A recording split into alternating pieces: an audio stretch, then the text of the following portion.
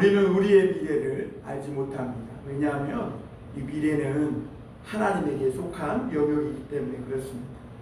그런데 우리가 이 말씀에 우리 자신을 비춰보면 우리 미래에 어떤 삶이 기다리고 있을지 짐작을 할 수가 있습니다.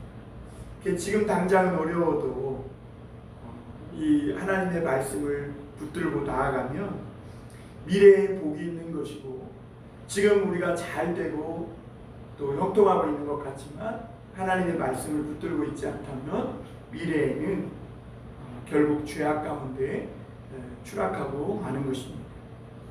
지난주 우리는 잘못된 길로 가고 있는 이 이스라엘 백성들을 향하여 아모스가 너희가 살려면 여호와를 찾으라 라고, 여호와께 돌아오라고, 너희가 살기 위해 하나님을 만나라고 외치는 그런 음성을 들었습니다. 그리고 하나님께 돌아간다는 것이 베델이나 길갈이나 브엘세바와 같은 사람들이 소위 거룩해 보이는 장소를 찾아가서 화려한 예배와 제물을 드리고 하는 이것이 하나님을 찾는 것이 아니라 하나님의 마음과 뜻이 내 뜻과 내 마음과 만나여 일치되는 그것이 하나님을 만나는 것이다 라고 말씀을 나눴습니다. 하나님이 오늘 이 아모스 당시에 그 이스라엘 백성들에게 요구한 것이 뭔가? 성문에서 공의를 행하라는 겁니다. 성문은 뭐냐면 옛날에 성문은 재판을 하는 장소였어요. 그러니까 이 재판할 때에 공의, 정의를 행해야 된다는 것입니다. 그리고 힘없는 자들이 부당한 대우를 받지 않도록 그렇게 공의를 시행하라는 것입니다. 이렇게 살아가는 것이 하나님께 돌아가는 것이고 하나님을 찾는 것이라는 것입니다. 하나님의 뜻과 하나님의 뜻과 마음이 있는 곳에 돌아가지 않고 그저 종교 행위만 계속하는 그것으로 되돌아감으로써 이스라엘 백성들이 그것이 하나님께 돌아간 줄로 착각하고 있었던 것입니다. 그러니까 하나님께 돌아가는 길도 이스라엘 백성들은 모르고 있는 거예요. 그러니까 우리가 하나님께 돌아가자 하지만 하나님께 돌아가는 길도 제대로 알아야 돼요. 무엇이 정말 하나님께 돌아가는 길인가? 우리가 종교적인 행위만 한다고 그게 진짜 하나님께 돌아가는 것인가? 우리가 베델로 가고 길갈로 가고 브엘세바에 가서 거기서 종교적 행위를 한다고 거기서 기도와 금식과 구제와 이런 철야를 하고 희생과 제사를 드린다고 해서 이것이 하나님을 만나고 하나님께 돌아가는 것인가? 오늘 아모스서는 아니라는 것입니다. 오늘 하나님을 만나고 하나님의 마음과 나의 마음이 일치되는 것, 그것은 하나님의 말씀 속에 있는 하나님의 뜻을 깨닫는 것이라고 말씀하고 있고, 그것은 성문에서 소위 공개적인 장소에서 하나님의 공의와 정의를 행하며 살아가는 것, 그것이 하나님께 돌아가는 것이고 하나님을 만나는 것이다 라고 말씀하고 있는 것이죠. 자, 그럼 우리가 첫 번째로 구체적으로 생각해 볼 것은 이스라엘이 사는 길은요 하나님께 돌아가는 것인데, 그러면 구체적으로 하나님께 돌아간다는 것이 무엇이냐 하는 것입니다. 우리가 사람을 외모로만 보고 그 사람이 얼마나 성공했는지, 저 사람이 얼마나 축복된 길을 가고 있는지 화려한 겉모습만 보고는 쉽게 알 수가 없습니다. 왜냐하면 겉으로만 보고는 그 사람이 얼마나 썩고 부패했는지 모르기 때문에 그래요. 여러분, 음식도요 겉으로 볼 때는 굉장히 맛있어 보이고 아무리 예뻐 보여도 그 음식이 일단 부패하고 썩으면 아무 가치 없는 것입니다. 그러듯이 사람도 마찬가지입니다.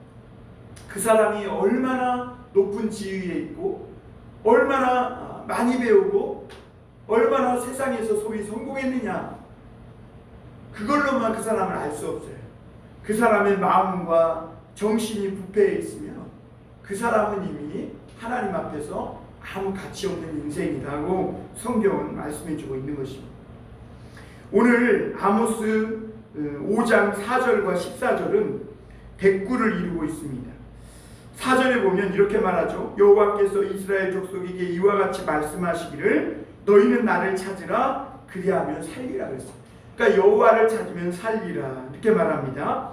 14절에서는 뭐라고 얘기하냐면 너희는 살려면 선을 구하고 악을 구하지 말지어다 이렇게 말합니다. 4절에서는 너희가 살기 위해서는 하나님을 찾아라 그러고 있고 14절에서는 너희가 살려면 선을 구하고 악을 구하지 말라 이렇게 말합니다. 아모스 당시에 이스라엘 백성들은 뭐 반복해서 말씀드리고 있지만 매우 잘 살고 있었습니다. 그런데 그들이 이렇게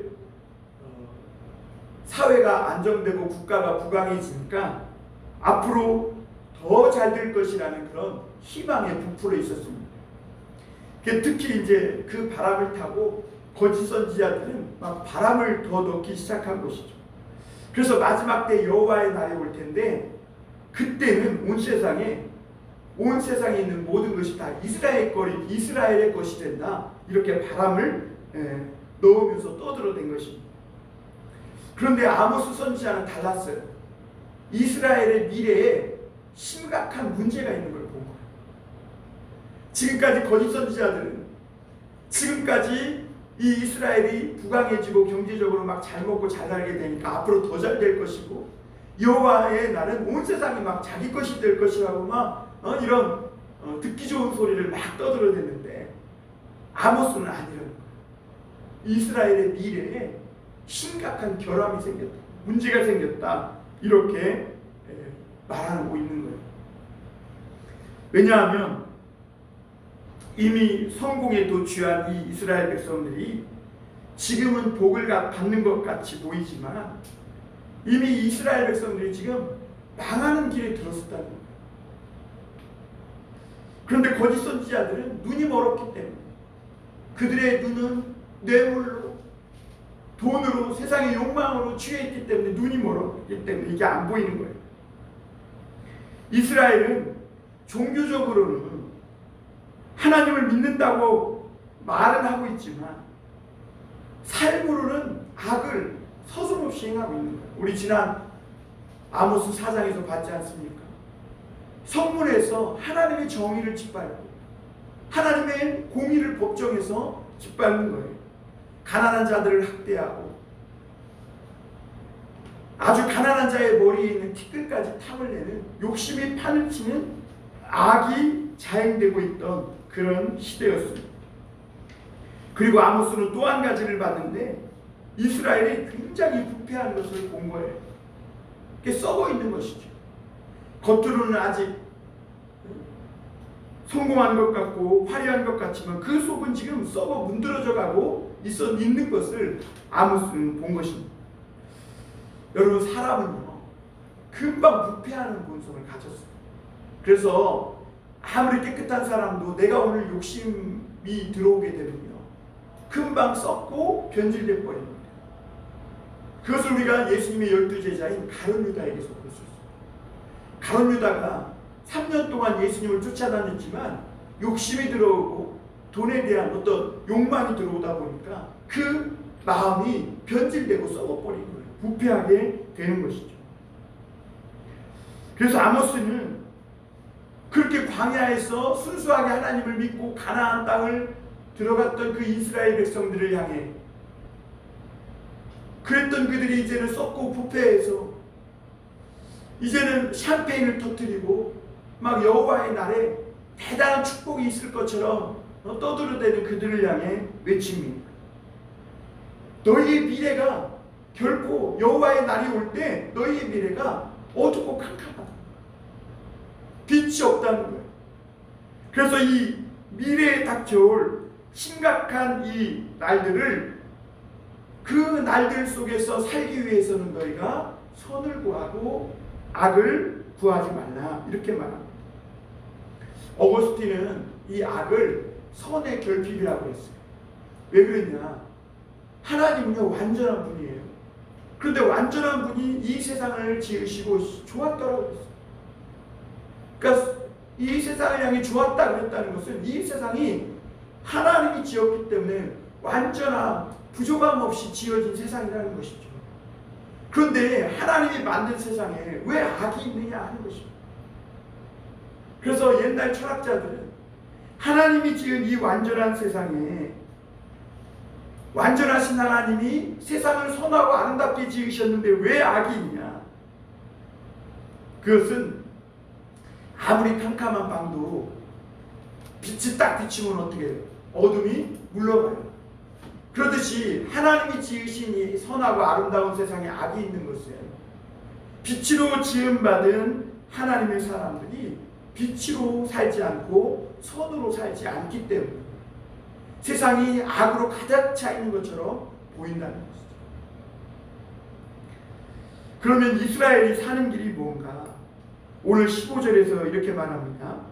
너희는 악을 미워하고 선을 사랑하며 성문에서 정의를 세울지어다. 만군의 하나님 여호와께서 혹시 요셉의 남은 자를 불쌍히 여기시리라. 이렇게 말해요. 하나님은 이스라엘에게 분명한 태도를 요구하세요. 너희들이 살 수 있는 유일한 길은 선을 구하고 악을 구하지 말아야 한다는 것입니다. 그러니까 선을 구한다는 것은요, 내가 분주하게 살던 이 모든 일을 중단하고 하나님 앞에 와서 하나님의 말씀을 듣는 것으로부터 시작해요. 문제의 심각성을 깨닫고 빨리 모든 일들을 중단하라는 거예요. 그리고 하나님의 말씀을 듣고 하나님의 마음을 깨달아야 된다는 거예요. 그리고 그 말씀에 자신을 비추어 보고, 그리고 우리의 삶이 이제는 선을 구하고 악을 구하지 않는 분명한 삶의 태도를 결단해야 된다는 것이죠. 암에 걸린 사람은요, 살기 위해서 음식을 조절합니다. 식이요법을 합니다. 먹기 싫은 걸 먹어요. 그동안에 먹던 것을 막 몸이 땡기고 막 먹고 싶은 욕망에 마구 먹던 것을 이제는 더 이상 먹지 않습니다. 그리고 삶의 방식에 변화를 줍니다. 운동을 하고 적당한 공기와 쉼을 갖습니다. 무리하게 밤늦게까지 술을 먹거나 사람들을 만나서 왁자지껄하게 떠들거나 그런 행동에 이제는 하고 싶은 욕망을 다 내려놓고 삶의 방식에 변화를 주는 것입니다. 그러니까 살려고 한다면 정말 독한 마음을 먹고 하나님께 돌아가야 됩니다. 지금 아모스 선지자가 너희 미래에 심각한 문제를 봤는데 너희가 그 미래에 살기 위해서는 독한 마음을 먹고 너희 삶에 이 불필요한 살들을 깎아내지 않으면 안 된다는 거예요. 이것도 좋고 저것도 좋다는 식이 아니라 옳고 그른 것을 분명히 구별해서 악한 것은 악하다 하고 선한 것은 적극적으로 선을 구하며 선한 삶을 살아야 한다 말씀하고 있는 것이죠. 아까도 말씀드렸지만 이 성문에서 정의를 세우라는 것은 공개적인 장소에서 하나님의 말씀대로 살아야 한다. 교회에서 종교적인 행위는 하면서 공개적인 세상에 나아가서 직장에 가서 학교에 가서 하나님의 말씀대로 살지 않으면 그것은 하나님의 정의를 세우는 삶이 아니라는 거예요. 만약에 너희가 이렇게 산다면 혹 요셉의 남은 자라도 불쌍히 여기시겠다고 오늘 하나님이 말씀해 주세요. 무슨 말이냐면 너희가 이렇게 선을 구하고 너희의 삶을 돌이켜서 악을 구하지 않는다면 다 죽는 일만큼은 피하게 될 거예요. 다 죽는 일만큼 피하게 될 거예요. 그러니까 지금 이스라엘의 상태가 얼마나 위급한 상태에 있는지 아모스는 막 떨면서 말하고 있는 거예요. 자기들은 지금 여호와의 날이 오면 지금 잘 되고 있으니까 그때는 온 세상이 자기 것이 될 것처럼 부풀어 있고 그렇게 거짓 선지자들은 바람을 잡으면서 그렇게 하고 있지만 아모스가 하나님의 비전을 봤을 때는 지금 이스라엘은 망하는 길로 가고 있고 가까운 미래에 그들은 완전히 심각한 그 여호와의 날이 빛도 없고 어둡고 캄캄한 날이 죽음의 날이 될 것을 보았다는 거죠. 그래서 그들이 지금 위급한 상태에 있는데 그들이 지금이라도 돌이키면 요셉의 남은 자라도 하나님이 살려주시겠다 말씀합니다. 다 죽이지는 않겠다. 이 말은 그래도 하나님이 아직 희망을 가지고 계시다고 말씀하고 있는 거죠. 왜냐하면 아직 다 죽지 않고 요셉의 남은 자 중에서는 아직 그럼에도 불구하고 하나님의 말씀을 듣고 순종할 자들이 남아있다는 것을 은연중에 하나님이 말씀하고 있는 것이죠. 그리고 악을 구하지 말라 이렇게 말하는 것은요, 악을 구한다는 것은 악을 구하지 않는다는 것은 악을 미워하라는 말입니다. 같이 해볼까요? 악을 미워한다. 예, 악을 미워하라는 거예요. 왜냐하면 악한 자들 때문에 선을 행하는 자들이 고통을 당한다. 악에 대해 분노할 줄 알아야 된다. 왜냐하면 하나님이 악에 분노하시는 분이기 때문에. 하나님은 악에 분노하시는 하나님. 그래서 너희들도 악을 구하지 말라 이 말은 너희들도 분명히 옳고 그른 것을 가려서 악에 분노할 줄 알아야 한다. 지금 그 말씀을 하고 있는 거예요. 우리는 세상 사람들 속에서 좋은 사람으로 평을 듣기를 원해요. 그러니까 허허 그러면서 그냥 세상이 뭐 다 그렇지 그러면서 적당히 타협하면서 이것도 그냥 어물쩡어물쩡 그렇게 적당히 살아가기를 원해요. 그러나 하나님은 오늘 너희가 더 이상은 그렇게 살아서 안 된다. 악에 맞서 싸울 줄 알아야 한다. 말씀하고 있는 거예요.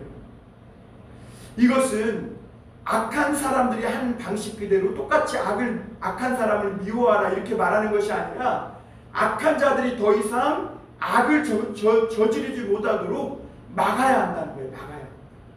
악을 저지르지 못하도록 막아야 한다. 이렇게 할 때 오늘 그 14절 말미에 보면 여호와께서 너희와 함께 하시리라 이렇게 말합니다.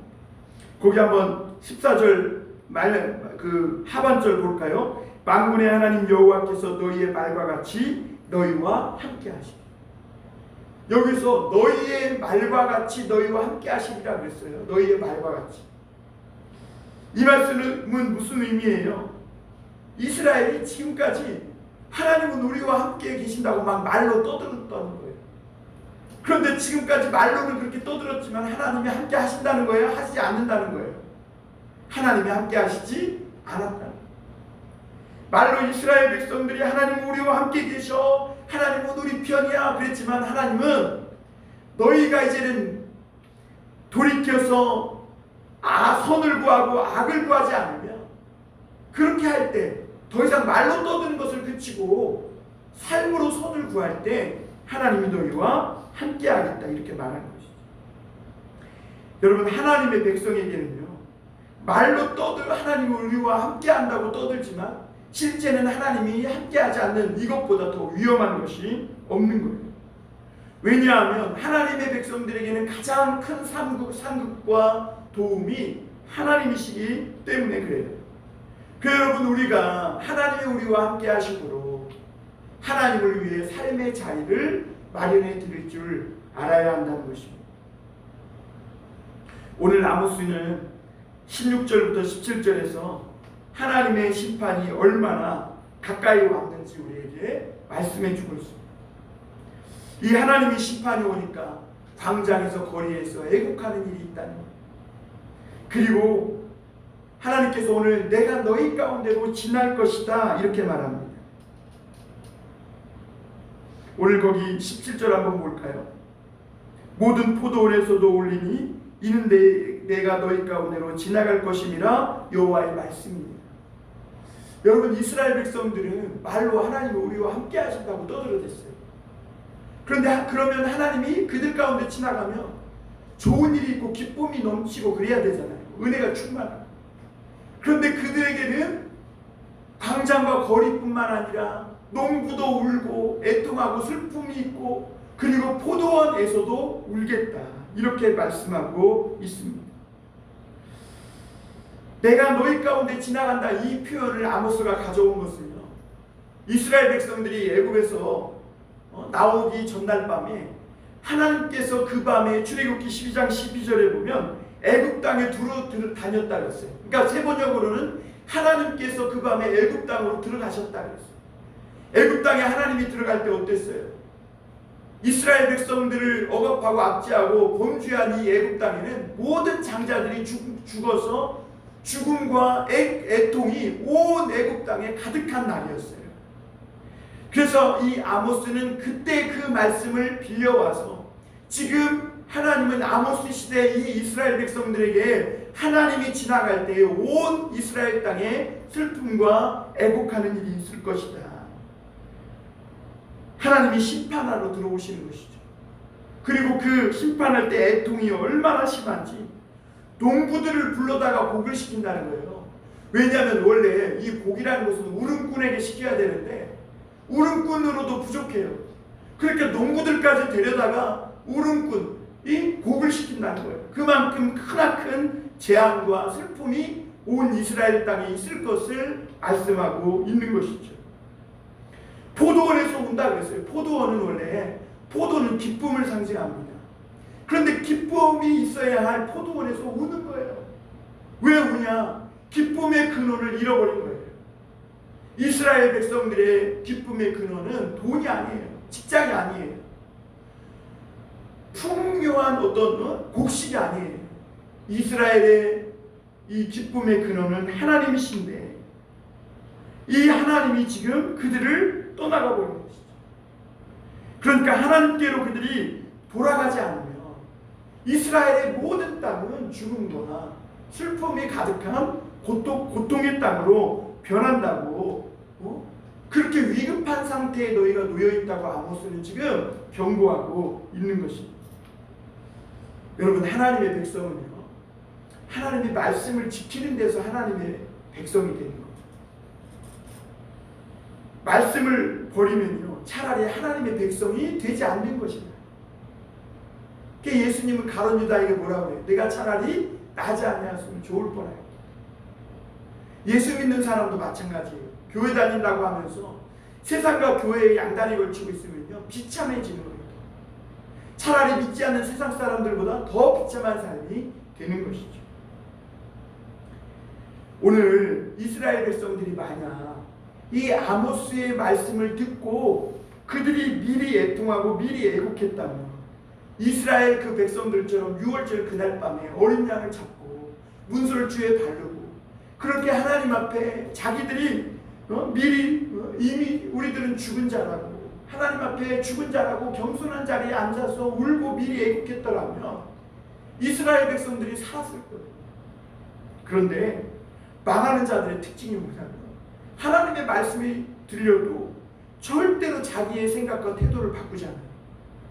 그리고 희한하게 하나님의 말씀이 틀렸다.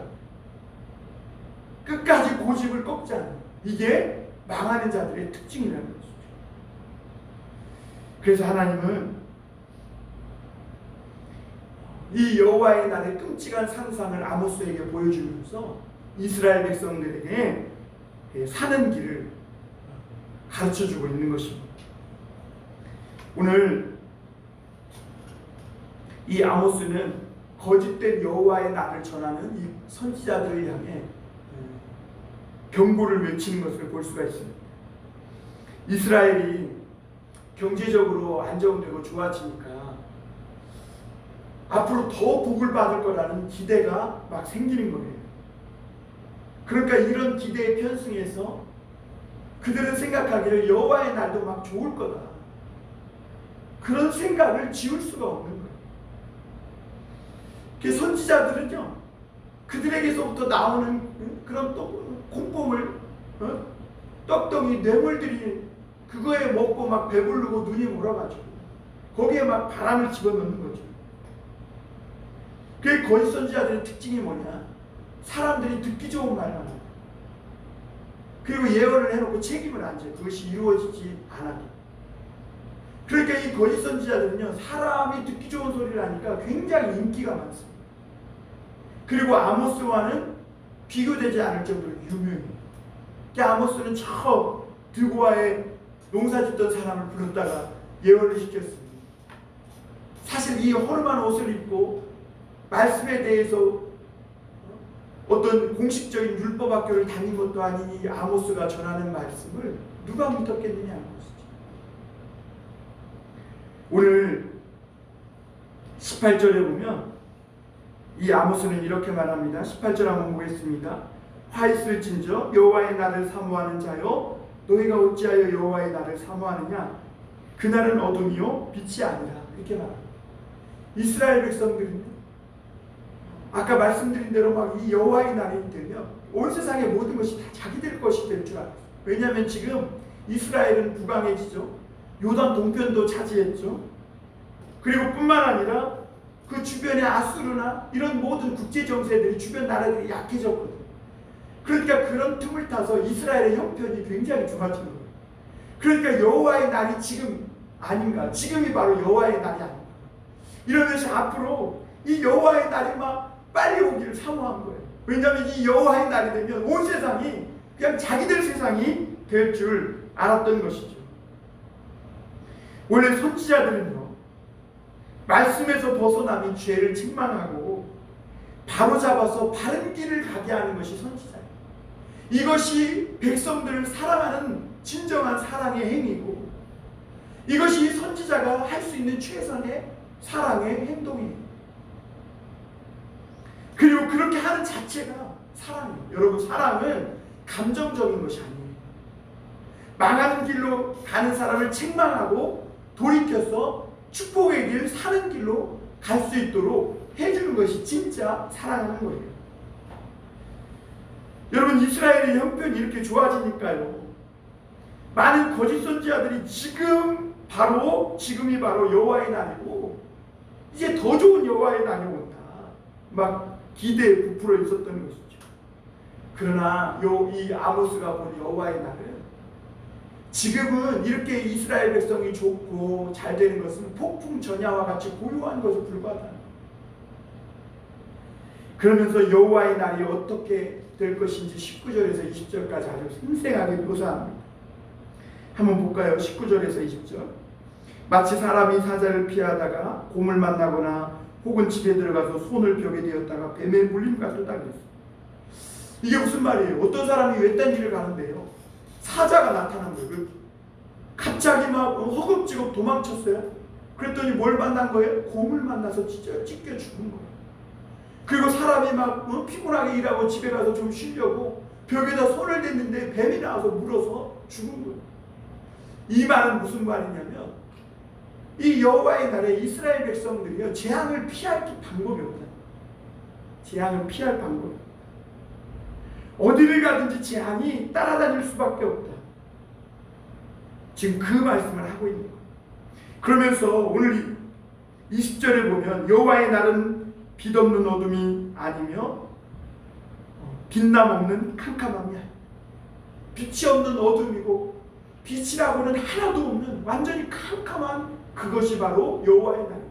그러니까 거짓 선지자들이 본 여호와의 날과 아모스가 본 여호와의 날이 완전히 극명하게 대조를 이루고 있는 것을 보게 됩니다. 여러분, 왜 여호와의 날이, 아모스는 캄캄한 날이라고 했을까요? 그들이 길갈로 베델로 부지런히 찾아가서 막 제사를 드리고 화려한 성전에서 막 성회로 모이고 절기를 드렸지만 그들은 하나님이 빛이신 하나님을 만나지 못했기 때문에, 빛이신 하나님이 그들이 버렸기 때문에 그들이 맞이하는 여호와의 날은 빛이라고는 조금도 없는 캄캄한 날이 될 수밖에 없습니다. 여러분, 오늘도 우리에게 마찬가지입니다. 오늘 하나님의 말씀을 버리고 여호와를 버린 사람들에게 하나님이 다시 오실 그 날은 우리에게 구원의 날이요, 은혜의 날이요, 축복의 날이 아니라 빛이 없는 캄캄한 날이고 심판의 날이, 죽음과 고통의 날이 되는 것입니다. 여러분, 21절부터 한번 보시겠습니다. 내가 너희 절기들을 미워하며 멸시하며 너희 성회들을 기뻐하지 아니하나니 너희가 내게 번제나 소제를 드릴지라도 내가 받지 아니할 것이요 너희의 살찐 희생의 화목제도 내가 돌아보지 아니하리라. 내 노랫소리를 내 앞에서 그칠지어다 내 비파 소리도 내가 듣지 아니하리라. 이렇게 말합니다. 그럼 이스라엘 백성들에게 제사가 없고 예배가 없었느냐? 아니라는 거예요. 오히려 그들은 지나칠 만큼 너무나 많이 번제와 소제를 바치고 있었고 절기와 송해로 모이고 있었어요. 그러나 하나님이 받지 않으신다는 거예요. 그들은 열심히 드렸지만 하나님은 너희 노래소리를 그치라는 거예요. 비파를 멈추라는 겁니다. 하나님이 이것을 미워하고 받지도 않는다는 거예요. 여러분, 우리가 그리스도인들이 가장 황당한 일이 뭐예요? 하나님, 우리 열심히 예배 드렸습니다. 하나님은 너희의 예배를 받은 적이 없다. 너희 예배를 받은 적이 없다. 왜 그러냐? 이들이 종교적인 행위는 열심히 하는데 하나님의 말씀을 듣지 않기 때문에 그래요. 하나님의 말씀은 듣지 않은 채 막 노래도 부르고 수금도 타고 제사와 헌금을 잔뜩 드리는 거예요. 이것은 자기 만족에 불과한 것이라고 아모스는 말하고 있는 거예요. 하나님께서 가장 싫어하는 전형적인 예배가 하나님의 말씀을 듣지 않은 채 막 북치고 장구치면서 자기들이 좋아하는 종교 행위로만 막 하는 거죠. 이게 이방인들이 우상 섬기는 방법이거든요. 그러면 하나님께서 진정 요구하시는 제사, 하나님이 받으시는 제사가 뭐냐? 오늘 24절에서 하나님이 어떻게 해야 우리의 예배를 받는지 말씀해 주고 있어요. 24절을 우리 다 같이 한번 읽어보겠습니다. 크게 시작. 오직 정의를 물같이 공의를 마르지 않는 강같이 흐르게 할지어다. 다시 한번 크게 읽겠습니다. 크게 읽어요. 예감이도 크게 읽어. 시작. 오직 정의를 물같이 공의를 마르지 않는 것 같이 흐르게 할지니라. 왜 하나님이 저들의 예배를 받지 않냐? 그들이 베델에 가지 않고 길갈에 가지 않아서가 아니에요. 그들에게 막 소재가 없고 재물이 없어서가 아니에요. 그들에게 정의를 물같이 공의를 마르지 않는 강같이 흐르게 해야 하나님이 저들의 예배를 받는다는 거예요. 여러분, 사람 중에 정의를 행하기를 원치 않는 사람이 아무도 없을 거예요. 그러나 우리 안에 있는 이 이기심과 욕심이 이 하나님의 뜻이 흐르지 못하도록 자꾸 막는 거예요. 다 정의를 원해요. 공의를 원해요. 그런데 때때로 우리 속에서 올라오는 이 욕심, 욕망, 이기심이 하나님의 공의와 정의를 행하지 못하게 굳게 행하도록 막아버리는 것이죠. 그래서 10,000원 훔친 사람에게는요, 어김없이 법을 집행해요. 그런데 수많은 돈을 먹은 꿀꺽한 사람에게는 처벌받지 않는 거예요. 법이 물같이 흘러야 하는데 그렇지 않은 거예요. 법자는요, 물숫자에다 갈 것자거든요. 그러니까 법이라는 것은 물같이 그냥 막 흘러 가야 되는데, 정말 적은 죄를 지은 사람에게는 그대로 법이 적용되지만 힘 좀 있고 많은 돈을 갈취한 사람들에게는 법이 적용되지 않는 거예요. 하나님은 이 세상에 강한 자도 있고 약한 자도 있고 또 능력 있는 자도 있고 부족한 자도 있어요. 그리고 사람들은 다 태어날 때부터 경쟁에서 자연히 도태될 수밖에 없는 그런 어떤 상태로 되는 것이, 일들이 우리 인생 중에 많이 있어요. 그러면 사람들은 그걸 향해서 냉혹한 그런 생각을, 태도로 말해요. 저 사람이 팔자고 이것은 저 사람이 능력 없어서 그렇다.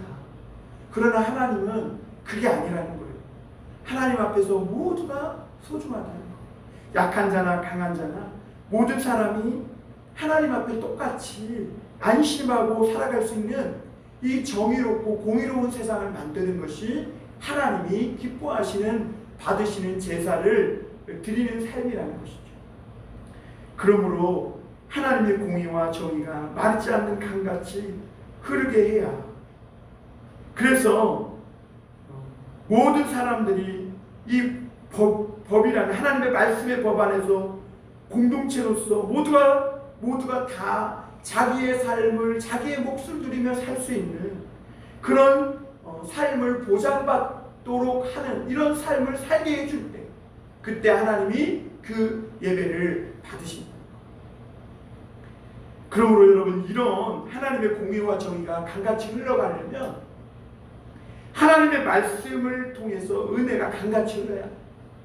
이게 무슨 말이냐면 이 땅에 살아가는 사람들 중에 하나님의 말씀 듣고 은혜 받아서 그 속에서 생수의 강이 흘러 넘치는 사람들이 이 세상에 많아져야 한다는 거예요.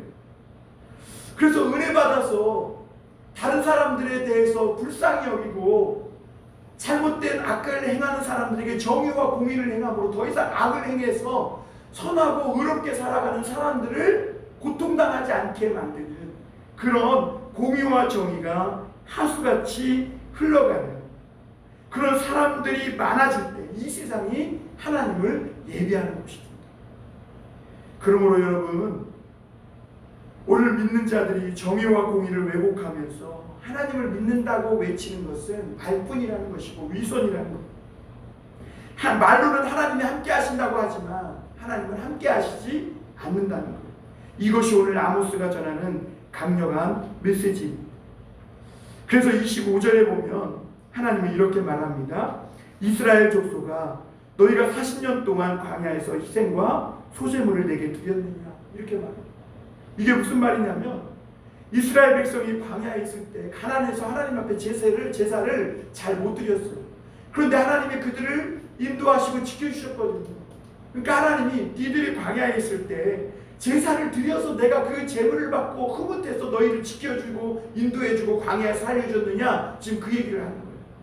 너희들이 가난해서 그때 제대로 제사도 못 드리고 희생도 못 드렸어도 그때 하나님이 한 것은 사랑으로 그런 거야. 너희들이 하나님의 말씀을 순종했기에 하나님이 지켜주고 인도해 준 것이지 제물을 많이 드리고 제사를 드려서 한 것이 아니라는 것이죠. 그런데 사람은 이것을 뒤집어 놓는 거예요. 제물과 제사를 통해 하나님의 은총과 사랑을 살 수 있도록 살 수 있다고 말하고 있는 거예요. 그러므로 하나님이 받지 않는 그런 제사가 된 것이고 하나님은 그런 제사를 싫어하고 멸시하셔서 제사를 드리지 못하는 곳으로 그들을 멀리 보내버리겠다. 왜냐하면 하나님이 그렇게 말씀하시는데도 자꾸 하나님이 싫어하고 듣기 싫은 제사를 계속하니까 아예 제사를 못 드리도록 멀리 보내버리겠다. 그리고 하나님은 이스라엘 백성들을 다시 어떻게 해요? 광야로 보내가지고 말씀을 다시 배우게 하십니다. 오늘 그 말씀을 하고 있는 거예요. 마지막 26절 27절 보겠습니다.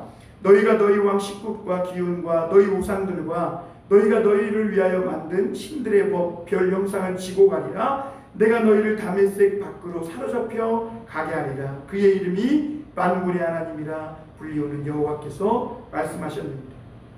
여기서 식국과 기운이라는 것은 아수르의 별 판테온 신을 말하는 겁니다.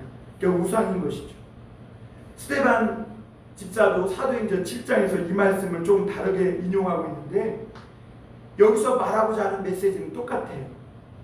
이스라엘 백성들이요, 가나안에 와서 농사를 지으니까 주변에 있는 사람들이 너희가 농사를 지어서 풍년을 하려면 별신을 섬겨야 된다는 거예요. 그러니까 이스라엘 백성들도 풍년을 맞이하고 싶으니까 하나님도 섬기면서 뭣도 섬긴 거예요, 해나요? 별신도 섬긴 거예요, 별신. 왜냐하면 자기들이 그 세상 사람들로부터 이 별신을 섬겨야 풍년이 된다니까 하나님을 섬기면서도 이 별신을 안 섬기면 농사가 망할 것 같은, 망칠 것 같은 그런 두려움이 듭니다. 그러니까 하나님을 섬기면서도 별신을 섬깁니다. 그러니까 교회에 다니면서도 세상에서 이렇게 하지 않으면 성공 못한다 그러니까 세상의 방법을 따르지 않으면 자기도 뒤처질 것 같고 자기는 영원히 세상에서 아무 가치 없는 사람이 될 것 같으니까 하나님을 섬기면서도 세상의 악한 방법을 그대로 또 쫓아서 살아가는 거예요. 그런데 오늘 하나님 뭐라 그래요? 그들이 선택한 그 별을 지고 가게 하겠다. 그게 무슨 말이에요? 그들이 선택한 그 삶 때문에 그들이 먼 멀리 포로로 잡혀갈 거다. 지금 이 말씀을 하고 있는 거예요. 그리고 오늘 하나님은 만군의 여호와께서 말씀하셨다고 도장을 딱 찍어버려요.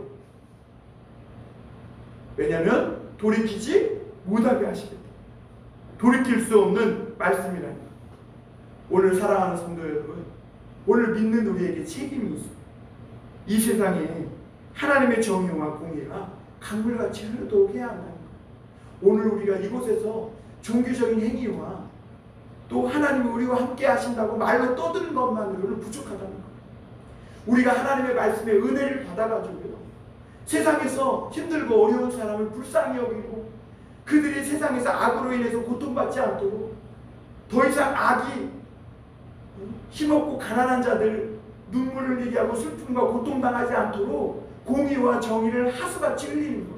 오늘도 우리가 은혜 받아서 우리의 이 이기심과 욕심이 사라지고 가난하고 불쌍한 자들, 세상에서 고통받는 힘없는 가난한 약자들을 향해서 불쌍히 여기는 마음이 막 흘러넘칠 때, 그래서 세상에 나가서 그렇게 불쌍히 여기며 살아갈 때 그것이 정의와 공의가 세상에 강같이 흐르게 하는 삶이라는 것이죠. 그래서 세상의 공의와 정의가 하수같이 흐르려면 하나님의 말씀을 듣고 우리가 먼저 우리 속에서 은혜를 받아서 생수의 강이 흘러넘쳐야 되는 거예요. 그래서 약한 자들을 볼 때 불쌍히 여기는 마음을 먹어야 되는 거예요.